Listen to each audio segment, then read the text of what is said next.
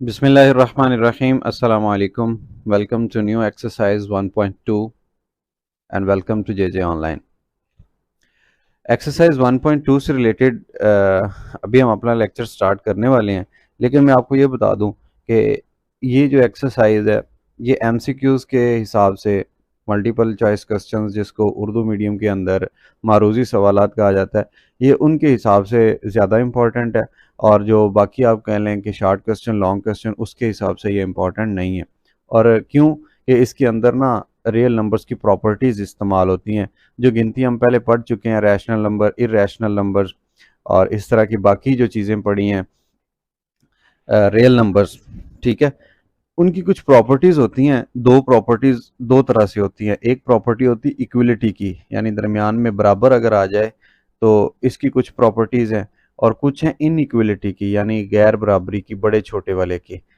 ठीक है, आज हम जो पढ़ने वाले हैं वो हम पढ़ेंगे इक्विलिटी की। ये वाली जो चीज़ है बराबरी की, होंगे रियल नंबर्स लेकिन उनके दरमियान बराबर का निशान होगा, और इसकी कुछ प्रॉपर्टीज़ हैं जो यहाँ दी गई हैं। और सवाल की स्टेटमेंट है कि आइडेंटिफाई, शनाख्त करें, विच प्रॉपर्टी, कौन सी वो खसूसियत ऑफ रियल नंबर्स, रियल कहते हैं हकीकी को, हकीकी आदाद की कौन सी खसूसियत इज़ यूज्ड, इस्तेमाल हुई है इन द फॉलोइंग मंदरजा झैल के अंदर। तो हमने करना क्या है, इसके अंदर एक प्रॉपर्टी यूज़ हुई है पार्ट नंबर 1 के अंदर, 11+0, इसके अंदर वो हमने प्रॉपर्टी का नाम बताना है कि कौन सी है। इधर ही मैं सॉल्व करूंगा, आपको बताऊंगा ये भी एक प्रॉपर्टी, ये भी प्रॉपर्टी, ये भी प्रॉपर्टी, क्योंकि 8-10 प्रॉपर्टीज़ हैं, वो मिक्सअप करके दे दी गई हैं इन क्वेश्चंस के अंदर, आपने वो ढूंढनी है।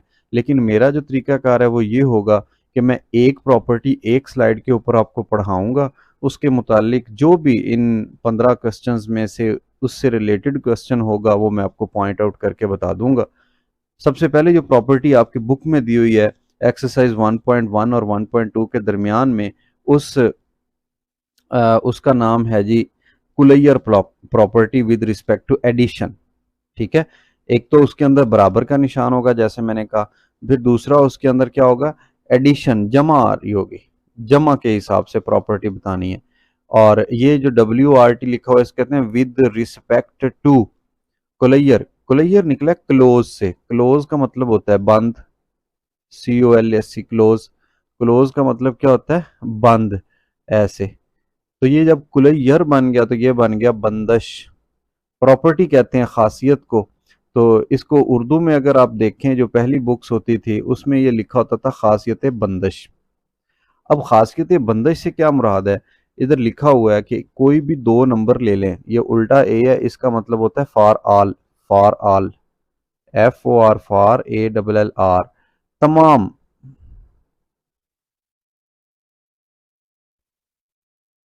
तमाम के लिए। कौन से तमाम के लिए, तमाम रियल नंबर्स, तमाम रियल नंबर में से कोई से दो आप रियल नंबर उठा लें, एक को ए का नाम दे दें, दूसरे को बी का नाम दे दें। कहता है कि अगर वो दोनों एक ही नस्ल से ताल्लुक़ रखेंगे तो फिर जो उनका मजमूआ है वो भी उसी ही नस्ल से ताल्लुक़ रखेगा। नस्ल मैं इसलिए कह रहा हूँ क्योंकि उर्दू मीडियम बच्चे जो गवर्नमेंट स्कूल्स के हैं वो इस तरह ज़्यादा अंडरस्टैंड करते हैं कि अगर आप एक ही ख़ानदान के दो नंबर ले रहे हैं और उनको जमा करें तो उनका जवाब भी उसी ही ख़ानदान में होगा।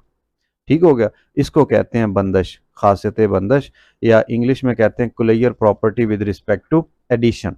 जहाँ एडिशन का लफ्ज़ आएगा वहाँ दो या दो से ज़्यादा जो नंबर्स हम ले रहे होंगे उनके दरमियान एडिशन आ जाएगी।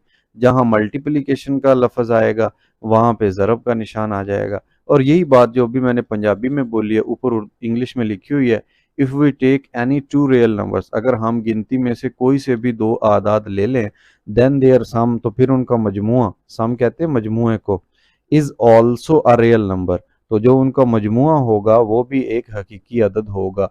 मैं मिसाल यहाँ पे पहले आपको दे दूं, दो एक रियल नंबर है, तीन भी एक रियल नंबर है। इन दोनों को जब हम जमा करते हैं, 2 + 3, तो जवाब आता है 5। 5 भी एक रियल नंबर है। बस ये हमें बात उसने बताई है। It is called closure property with respect to addition, ये जमा के हिसाब से खासियत बंदश कहलाती है। अब हम ढूंढते हैं कि आपकी बुक में ये जो पार्ट नंबर 1 है ये इस प्रॉपर्टी से रिलेटेड नहीं है, ये नहीं है, ये भी नहीं है, ये भी नहीं है, ये देखें, ये नज़र आ रहा है, लेकिन इसके दरमियान में यहाँ पे जमा नहीं है बल्कि क्या है, ज़रब है। डॉट का मतलब ज़रब होता है। ठीक हो गया।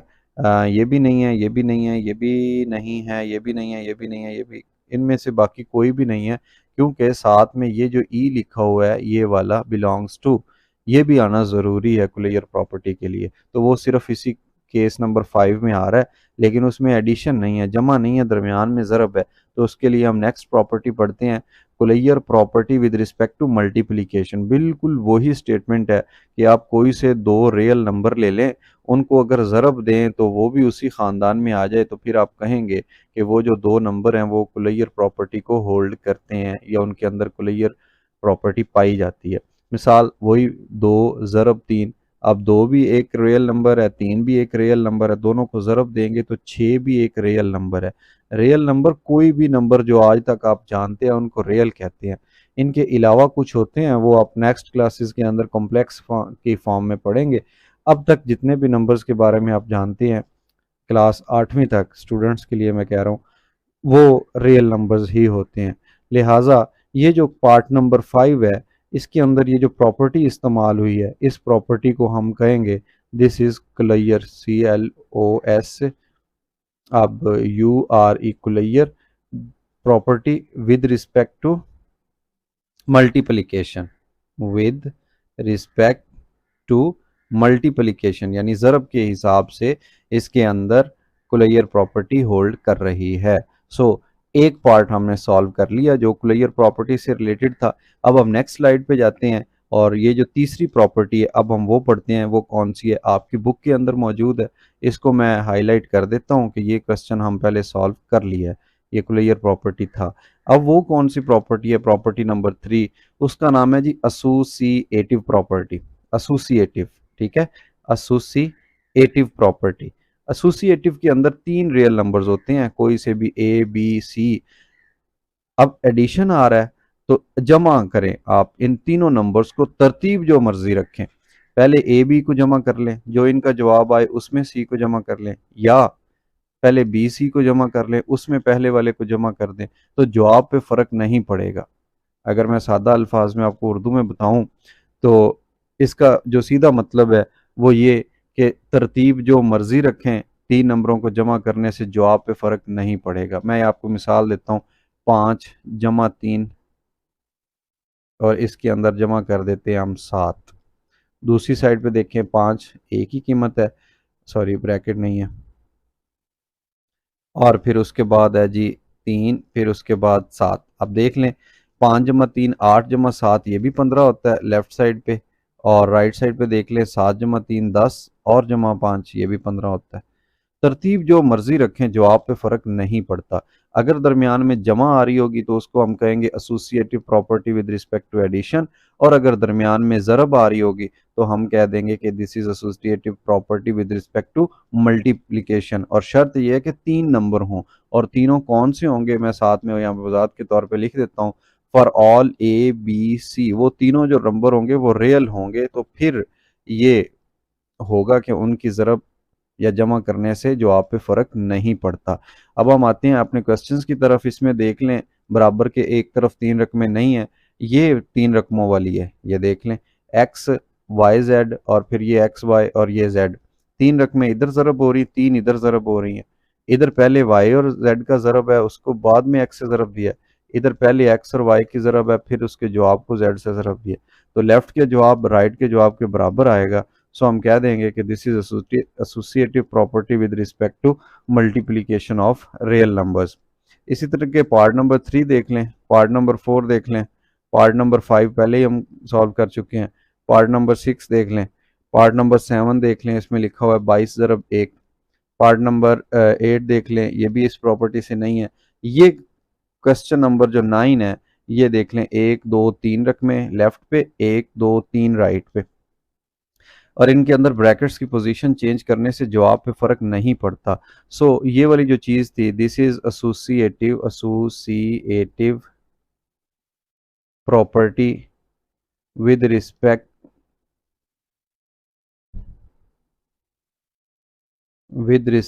टू ये दरमियान में जमा आ रहा है तो विद रिस्पेक्ट टू एडिशन बन गई प्रॉपर्टी। और ये क्या थी, associative property with respect to, ये ज़रब थी विद रिस्पेक्ट टू मल्टीप्लिकेशन आ गया। ठीक हो गया।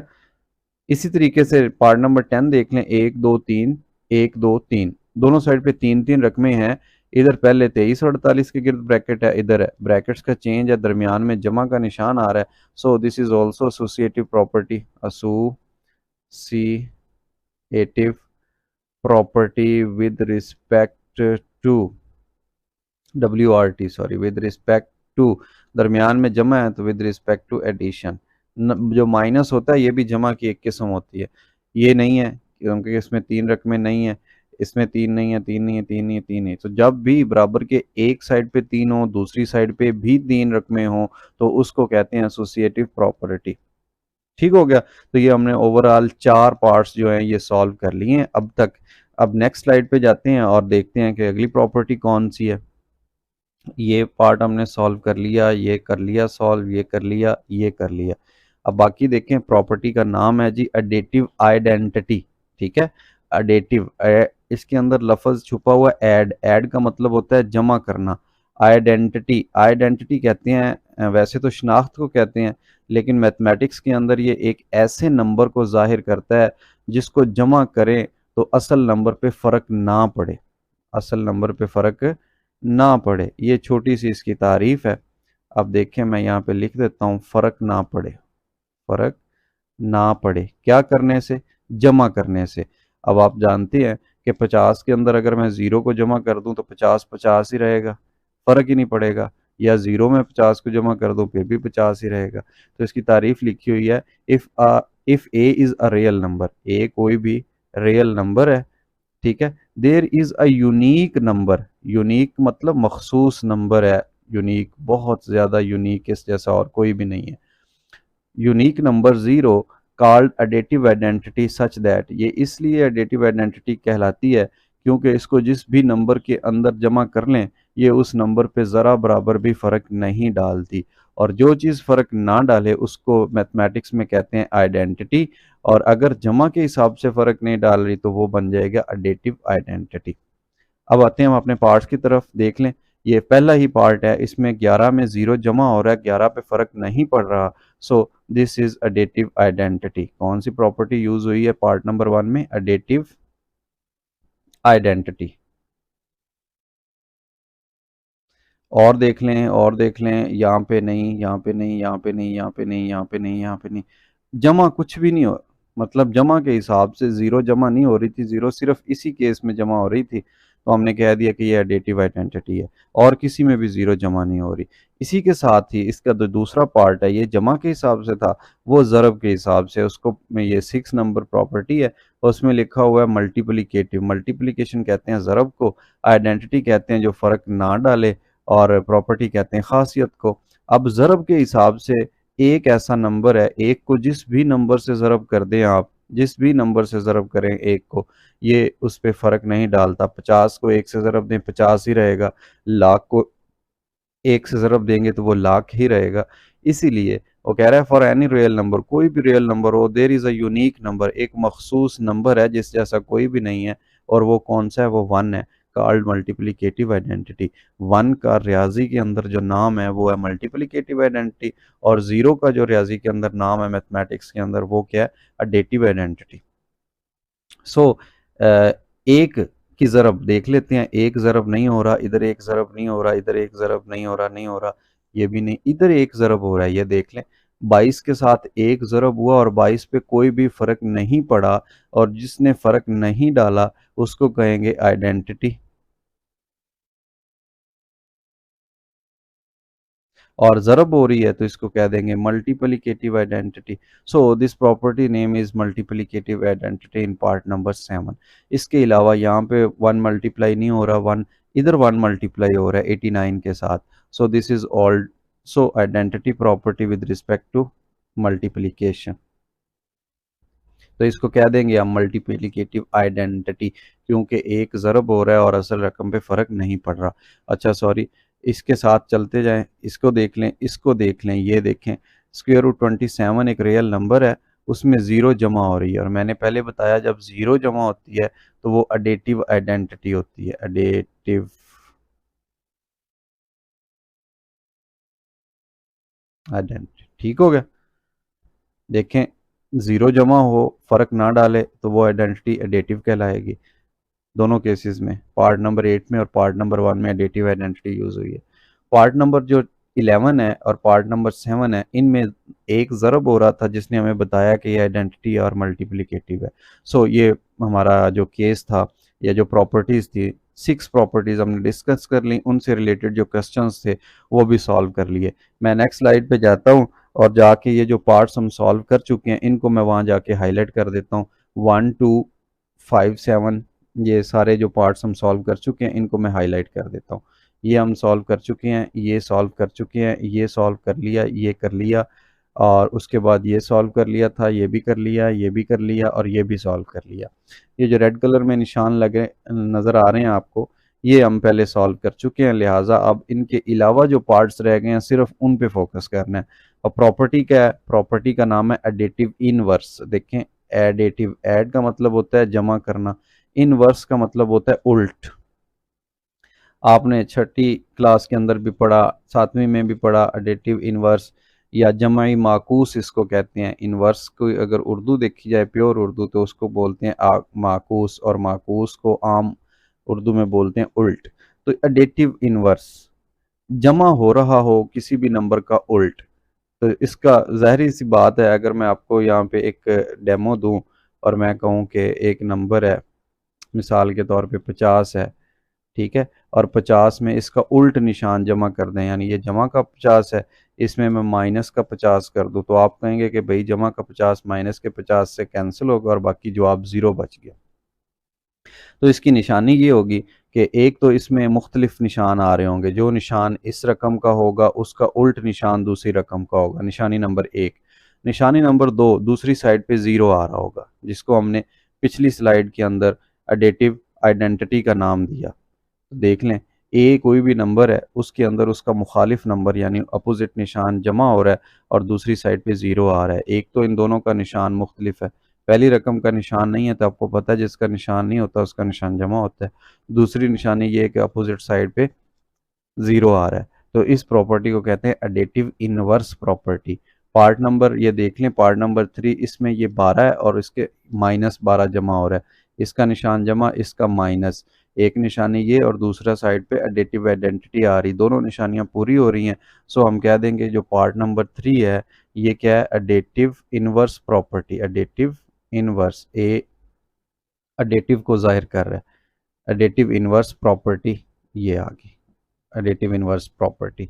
इसमें देख लें ज़ीरो नहीं है दूसरी साइड पे, लिहाजा ये नहीं फॉलो कर रहा, ये भी फॉलो नहीं कर रहा, ये भी फॉलो नहीं कर रहा, ये फॉलो कर रहा है इस रूल को।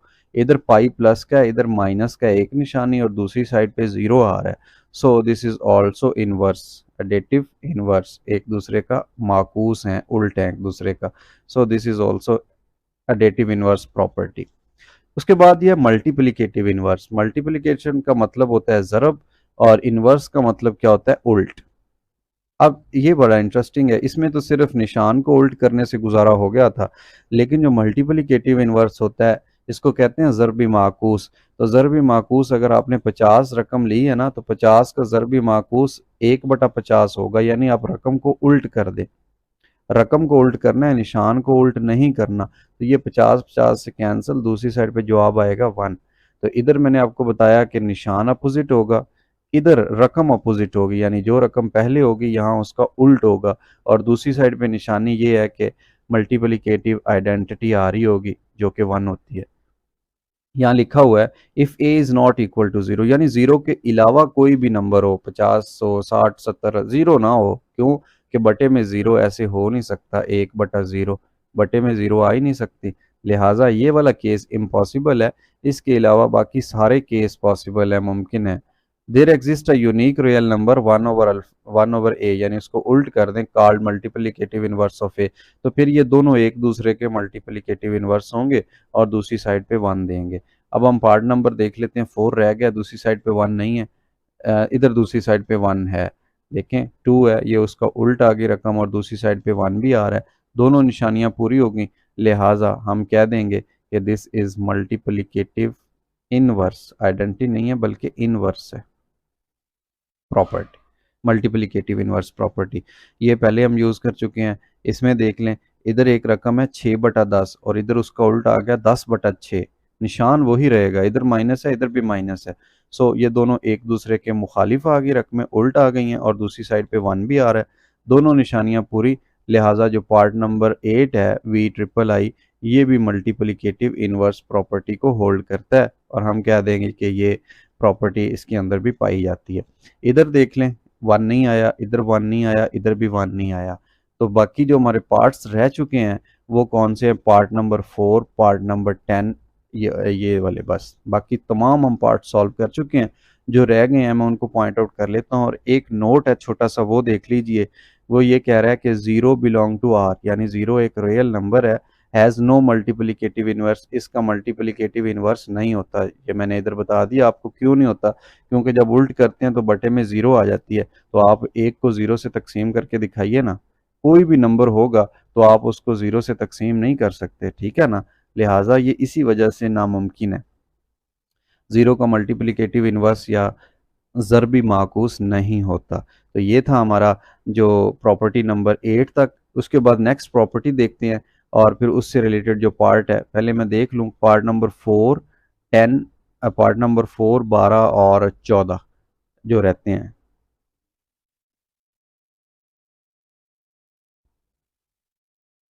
पार्ट नंबर 4 रह गया, पार्ट नंबर ये रह गया और ये बाकी तमाम हम बता चुके हैं कौन से। अब एक प्रॉपर्टी बड़ी मशहूर और मरूफ, उसका नाम है जी कॉमोटेटिव प्रॉपर्टी, कामो, ठीक है। इसमें डबल एम आ रहा है तो आप निशानी याद रखिएगा कि बराबर के इस साइड पे भी 2 रकमें होती हैं और बराबर के इस साइड पे भी 2 रकमें होती हैं विद रिस्पेक्ट टू एडिशन, जमा के हिसाब से। यानी कि आप कोई भी 2 नंबर ले लें, उनको जमा करें तो तरतीब जो मर्जी रखें, ए में बी को जमा करें या बी में ए को जमा करें, जो आप पे फ़र्क नहीं पड़ता। इससे पहले हमने एक प्रॉपर्टी पढ़ी दूसरे नंबर पे, दूसरी स्लाइड पे, प्रॉपर्टी नंबर 3, उसका नाम था एसोसिएटिव। उसमें 3 रकमें थी, कॉमोटेटिव में 2 रकमें हैं, ठीक है। आप देखें 50 में ऐड कर लें आप 20, ये 70 होगा जवाब, ठीक है। या आप ऐसा करें 20 में 50 को जमा कर लें, फिर भी 70 होगा। तो ये प्रॉपर्टी है, खसूसियत होती है रियल नंबर्स की। कोई से भी 2 रियल नंबर हों, आप कह लें कि ए और बी वो रियल नंबर है, उनको जमा जैसे मर्जी करें, उनके जवाब पे फ़र्क नहीं पड़ता। इसको बोलते हैं कॉमोटेटिव प्रॉपर्टी। अगर जमा हो रही है तो विद रिस्पेक्ट टू एडिशन, और अगर ज़रब हो रही है तो आप कह देंगे कि commutative property with respect to multiplication. ज़रब पे भी फ़र्क नहीं पड़ता, अगर मैं लिखूँ ना 5 ज़रब 2 तो ये 10 होगा, 5 ज़रब 2 10, और अगर मैं लिखूँ 2 ज़रब 5 तो ये भी 10 होगा। जवाब पे फ़र्क नहीं पड़ा। तो देख लें, इसके लिए 2 रकमें चाहिए, इधर भी 2 रकमें हैं, इधर भी 2 हैं, ये जमा हो रही हैं, 14 जमा 20 और 20 जमा 14, तो इस पे फ़र्क नहीं पड़ता। So this is commutative property, commutative property. इसी बाकी सारे हम यूज़ कर चुके हैं। पार्ट नंबर 12 इसको देख लीजिए, इसमें लिखा हुआ है 12 ज़रब 46, 46 ज़रब 12, 2 रकमें हैं, 12 ज़रब 46, 46 ज़रब 12, इनकी जगह बदलने से फ़र्क नहीं पड़ा। So this is also commutative property with respect to, हाँ विद रिस्पेक्ट टू, दरमियान में मल्टीप्लीकेशन है तो ये विद रिस्पेक्ट टू मल्टीप्लीकेशन है, और इधर जमा थी तो ये विद रिस्पेक्ट टू एडिशन थी। अब आखिरी इसमें एक्स वाई से ज़रब हो रहा है और इधर वाई एक्स से ज़रब हो रहा है, ठीक है ना, अलजबरा, तो ये भी कॉमोटेटिव प्रॉपर्टी है, कॉमोटेटिव प्रॉपर्टी है। लेकिन क्योंकि इसके दरमियान में ज़रब है, इस वजह से ये विद रिस्पेक्ट टू मल्टीप्लिकेशन कहलाएगी कॉमोटेटिव प्रॉपर्टी। सो ये 10 प्रॉपर्टीज़ हमने यहाँ पे डिस्कस की हैं वन बाई वन। मैंने एटलीस्ट अपनी सारी कोशिश की है कि मैं आपको समझा सकूँ कि ये प्रॉपर्टीज़ क्या हैं, इनकी निशानियाँ क्या हैं, कैसे आप देख सकते हैं कि कॉमोटेटिव कौन सी प्रॉपर्टी है, उसके बाद एसोसिएटिव कौन सी है, मल्टीप्लिकेटिव आइडेंटिटी कौन सी है, एडिटिव आइडेंटिटी कौन सी है, मल्टीप्लिकेटिव इनवर्स कौन सा है, एडिटिव इनवर्स कौन सा है। तो आप इस लेक्चर को 2 से 3 दफ़ा लाजमी गो थ्रू कीजिएगा ताकि आपका सिंगल नंबर भी पेपर में ना कट सके। और अगर फिर भी आपको कोई प्रॉब्लम हो तो नो डाउट आप मुझसे व्हाट्सएप पे कांटेक्ट कर सकते हैं, और अगर व्हाट्सएप पे नहीं कांटेक्ट करना तो आपको यूट्यूब का जो कमेंट सेक्शन है वो ओपन है, आप वहाँ पे कमेंट कीजिए इस लेक्चर से रिलेटेड, कोई भी क्वेश्चन आप मुझसे पूछिए, मैं जैसे ही फ्री हुआ मैं आपको उसका रिप्लाई करूँगा इंशाल्लाह। अपना बहुत सारा ख्याल रखिए। अल्लाह हाफ़िज़।